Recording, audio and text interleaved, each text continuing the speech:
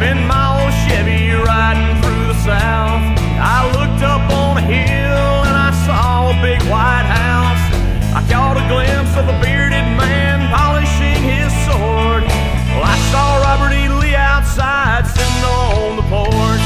I pulled up in the yard and saw a cotton field out back.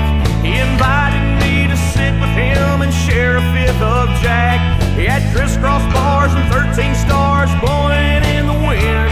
He said, save your Confederate money, boy, 'cause the South will rise again. And Robert E. Lee did not like them Northerners one bit. He was a rebel and he knew it, and he didn't give a shit. We've been talking about Dixie and how old times used to be, and I've been sitting up drinking with Robert E. Lee. We talked about his troops and the rebel infantry and those 13 southern states that will live in infamy. As he took another swig of his Black Label whiskey, he said, that Yankee pride don't mean a damn thing to me. He spoke about his men and how they always fought so brave, and how they wove their sacred flag, though many lives they gave. He struggled to gain independence for his southern ground. He stood up for his cause and never once did he back down. And Robert E. Lee did not like them Northerners one bit.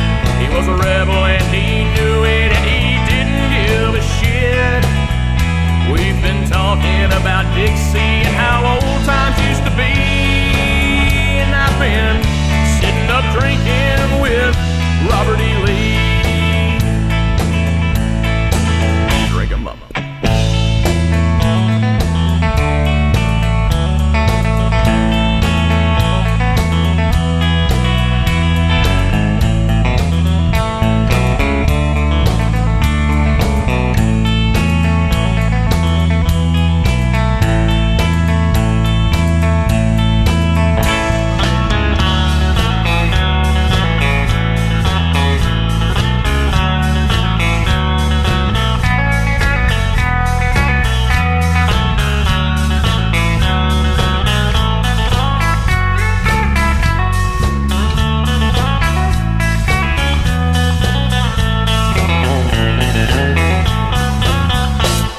It was 2 o'clock a.m. and the fire was getting low, so I thanked him for our talk, 'cause it was time for me to go. While walking to my car, I turned to thank him once again, but the lot was bare, there was nothing there but rocks and dirt and sand. Was it my imagination playing with my head? I remember hearing clearly every single word he said. Every movement, every gesture, every tear that his heart shed. His dream is still alive, even though his body's dead. Robert E. Lee's memory lives on in the Southern soul, along with his boys who fought and died out in the cold. Lee was a man with tons of courage, a hero without a doubt. He was a man with determination, he was a man from the South. And Robert E. Lee did not like them Northerners one bit. He was a rebel and he knew it, and he didn't give a shit.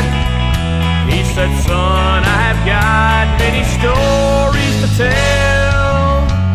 Ulysses S. Grant can kiss my ass and go to hell. We've been talking about Dixie and how old times used to be, and I've been sitting up drinking with